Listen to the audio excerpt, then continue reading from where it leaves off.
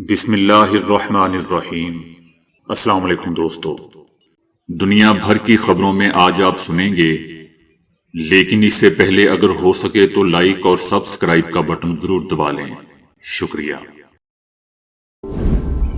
اقوام متحدہ کا کہنا ہے کہ امریکی صدر ٹرمپ فلسطینی عوام کے مصائب سے لاتعلق ہیں، جبکہ فلسطینی عوام کی بے دخلی نسل کشی کے برابر ہے۔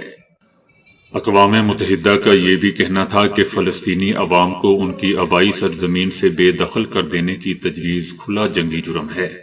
اقوام متحدہ کا کہنا ہے کہ جنگ بندی کے بعد اسرائیل کی جانب سے فلسطینیوں کی غزہ سے جبری نقل مکانی اور ان کی مصر اور اردن منتقلی کا کئی بار مطالبہ کیا گیا ہے، جو کہ کھلی جنگی جرم ہے۔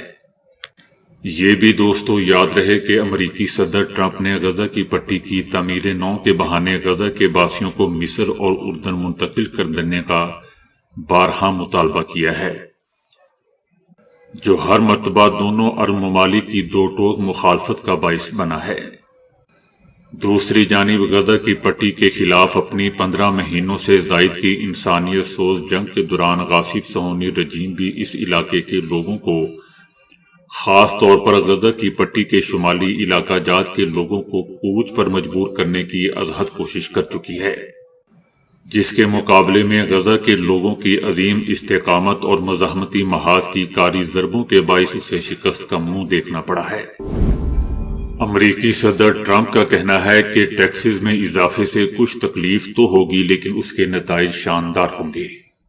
امریکی صدر کا کہنا ہے کہ جو ملک امریکہ کی درآمدات پر ٹیرف لگائے گا، امریکہ اس پر اور ٹیرف لگائے گا۔ ان کا یہ بھی کہنا تھا کہ یہ امریکہ کا سنہری دور ہوگا، ہم امریکہ کو پھر سے عظیم بنائیں گے۔ ٹرمپ کا کہنا تھا کہ میری موجودگی میں امریکہ اب عقل مندی کے ساتھ چلایا جا رہا ہے، جس کے نتائج شاندار ہوں گے۔ صدر ٹرمپ کا کہنا تھا کہ کیوں ہم کینیڈا کو سبسڈی دینے کے لیے سینکڑوں ارب ڈالر ادا کرتے ہیں، ہمیں کینیڈا کے پاس کسی بھی چیز کی ضرورت نہیں۔ ان کا کہنا تھا کہ کینیڈا کو ہماری 51ویں ریاست بننا چاہیے، کینیڈا کے لوگوں کے لیے بہتر فوجی تحفظ اور کوئی ٹیرف نہیں ہوگا۔ اسرائیلی وزیر اعظم نیتن یاہو کا کہنا ہے کہ ہم نے مشرق وسطیٰ کا نقشہ تبدیل کر دیا ہے، امریکی صدر ٹرمپ سے مل کر مزید بہتری لائیں گے۔ نیتن یاہو امریکہ روانہ ہو گئے۔ روانگی سے پہلے ایئرپورٹ پر میڈیا سے انہوں نے کہا کہ امریکی صدر ٹرمپ سے انتہائی اہم ملاقات کرنے جا رہا ہوں۔ نیتن یاہو کا کہنا تھا کہ ملاقات ہماری دوستی اور اسرائیل امریکہ تعلقات کی مضبوطی کا مظہر ہے۔ ٹرمپ سے ملاقات میں اسرائیل اور خطے کو درپیش اہم مسائل پر بات ہوگی۔ بھارتی ریاست اتر پردیش کے ایودھیا میں ایک دلت بچی کے ساتھ ہوئی انسانیت سوز حرکت نے پورے ملک کو سکتے میں ڈال دیا ہے۔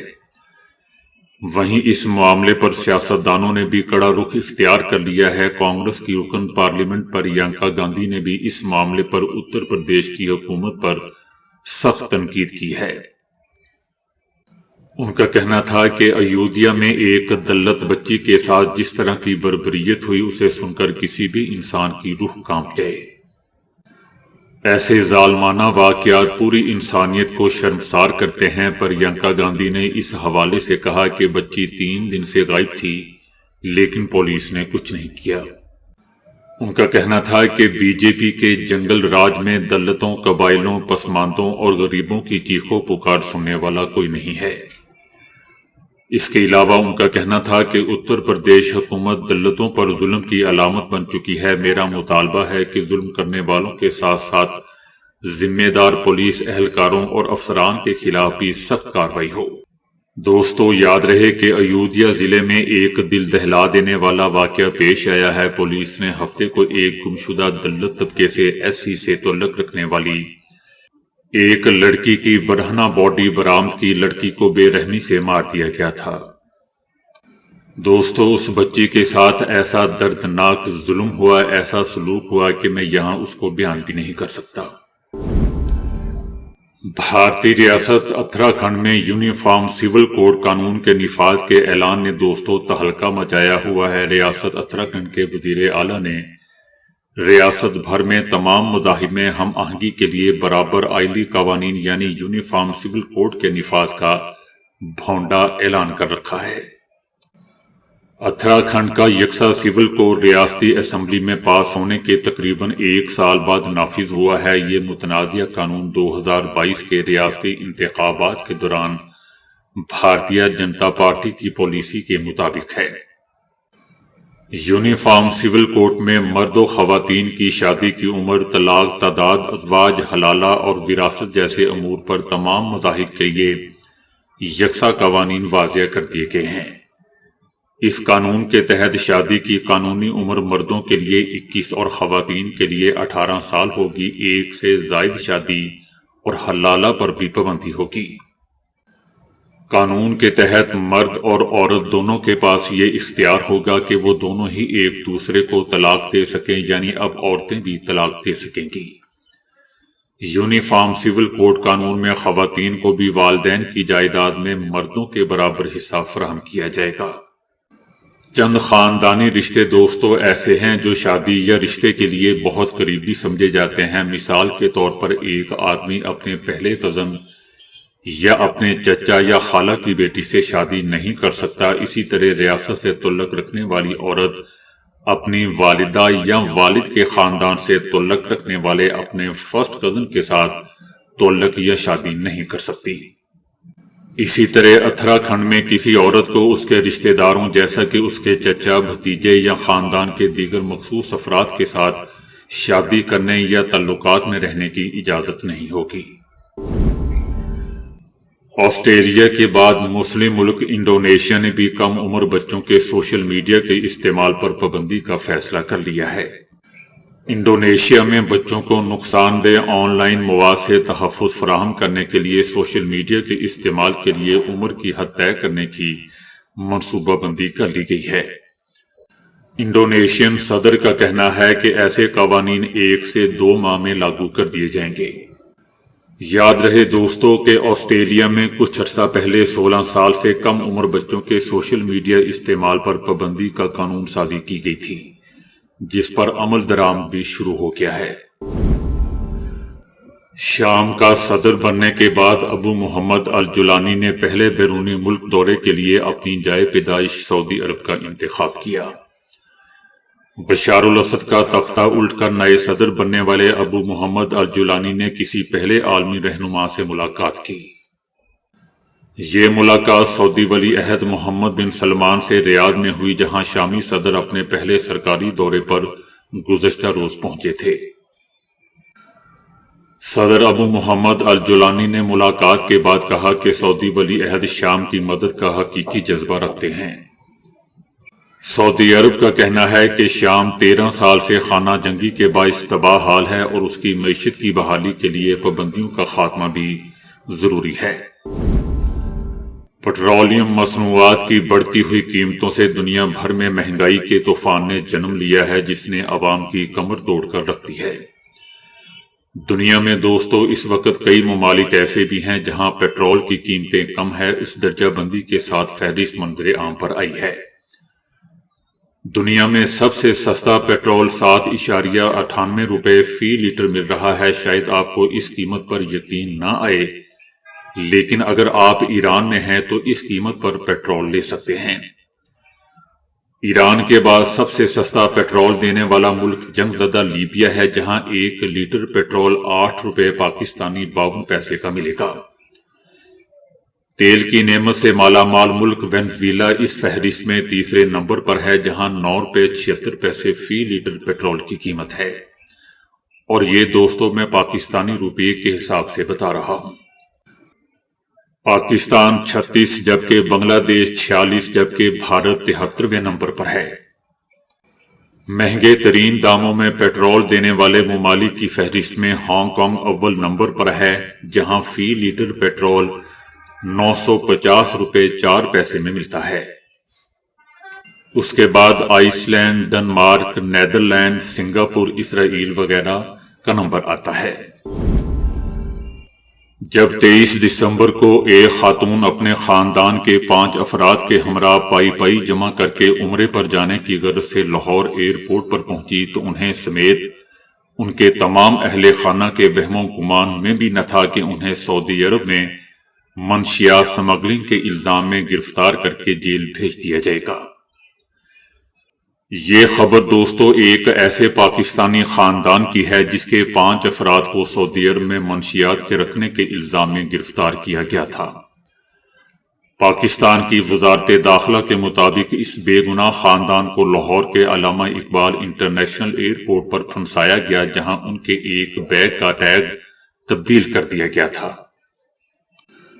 صوبہ پنجاب کے شہر لاہور کے رہائشی احمد بتاتے ہیں کہ عمرے کی ادائیگی کے لیے سعودی عرب جانے والی ان کی اہلیہ عائشہ ایک اسکول ٹیچر ہے۔ اس قافلے میں عائشہ کے علاوہ ان کی بہن 75 سالہ بہنوئی اور خاندان کے دیگر 2 لوگ بھی شامل تھے۔ احمد کے مطابق ان کی اہلیہ اور دیگر اہل خانہ نے عمرے کی ادائیگی کے لیے پائی پائی جمع کی تھی۔ احمد کا کہنا تھا کہ ہم نے ان لوگوں کو 23 دسمبر کی شام 5 بجے سے پہلے لاہور کے علامہ اقبال ایئرپورٹ پر الوداع کیا تھا۔ ان کی 6 بجے کے لگ بھگ فلائٹ تھی۔ یہ تمام لوگ پہلے جدہ پہنچے اور پھر اس کے بعد عمرے کی ادائیگی کے لیے مکہ گئے۔ اس دوران تاریخ تبدیل ہو کر 24 دسمبر ہو گئی۔ 30 دسمبر کو میری بیوی عائشہ مکہ میں خانہ کعبہ گئی ہوئی تھی۔ احمد بتاتے ہیں کہ جب میری اہلیہ واپس ہوٹل پہنچی تو وہاں سعودی عرب کی پولیس کے اہلکار موجود تھے، جو میری اہلیہ سے قبل کمرے میں موجود میرے ہمدلف اور سالی سے تفتیش کر چکے تھے۔ احمد کا کہنا تھا کہ پولیس والوں کے پاس ایک بیگ تھا۔ میری اہلیہ سے کہا گیا کہ اس بیگ کو شناخت کریں۔ میری اہلیہ نے کہا کہ اس بیگ سے میرا کوئی تعلق نہیں۔ تاہم پولیس کا کہنا تھا کہ اس بیگ پر تو آپ کے نام کا ٹیگ لگا ہوا ہے۔ شوہر احمد کا کہنا تھا کہ اس کے بعد سعودی پولیس ان 5 کو پولیس اسٹیشن لے گئی۔ وہ میری اہلیہ کو لے کر جدہ ایئرپورٹ چلے گئے، جہاں پر انہوں نے میری اہلیہ کو 24 گھنٹے رکھا اور اس دوران ان کو ہتھکڑیاں بھی لگائیں اور بیڑیاں بھی پہنائی گئیں۔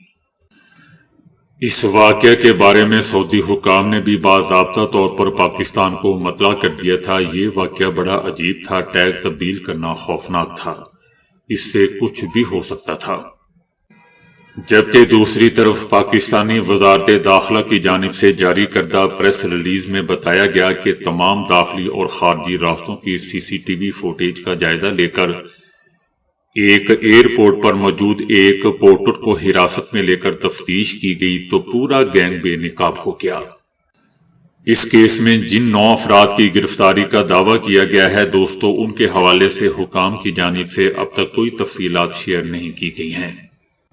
بظاہر تو دوستو یہی لگتا ہے کہ یہ سارا منصوبہ سوچا سمجھا تھا۔ مذکورہ خاندان بزرگ اور شریف لوگوں پر مشتمل تھا۔ سوچا گیا ہوگا کہ اس خاندان کے سامان کی زیادہ تلاشی نہیں ہوگی، مگر توقعات کے برعکس یہ خاندان جدہ ایئرپورٹ پر اپنا بیگ، جس پر کوئی ٹیگ نہیں لگا ہوا تھا، لے کر تو چلا گیا، جبکہ اس نے وہ بیگ نظر انداز کر دیا جس پر ان کا اپنا ٹیگ لگا ہوا تھا، جو کہ تبدیل کر کے لگایا گیا تھا۔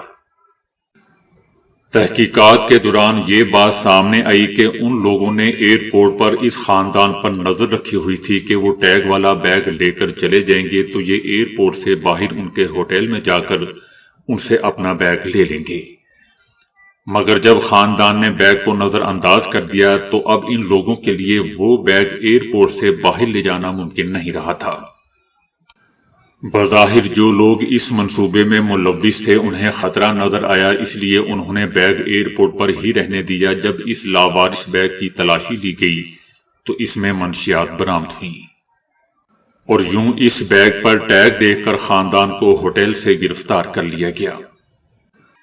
2 فروری کو وفاقی وزیر داخلہ محسن نقوی نے لاہور میں متاثرہ خاندان کے گھر پہنچ کر انہیں رہائی پر مبارکباد پیش کرتے ہوئے کہا کہ خاندان نے جو تکلیف برداشت کی اس کو الفاظ میں بیان کرنا ممکن نہیں ہے۔ ان کا کہنا تھا کہ ANF نے دن رات محنت کر کے انٹرنیشنل گینگ کا سراغ لگایا اور اصل ملزمان کو گرفتار کیا۔ یاد رہے دوستو کہ سعودی عرب میں ایسے کیس سے متعلق قوانین انتہائی سخت ہیں اور اس پر سخت قید سمیت سزائے موت جیسی سزائیں سنائے جانے کا بھی امکان ہوتا ہے۔ اس وقت سعودی عرب کی جیلوں میں سب سے زیادہ پاکستانی شہری مقید ہیں، جن کی اکثریت منشیات کے کیسز میں یا تو قید کاٹ رہی ہیں یا سزائے موت کا انتظار۔ 2024 کے دوران سعودی عرب میں 100 سے زیادہ غیر ملکیوں کو سزائے موت دی گئی، جن میں سے سب سے زیادہ تعداد پاکستانیوں کی تھی۔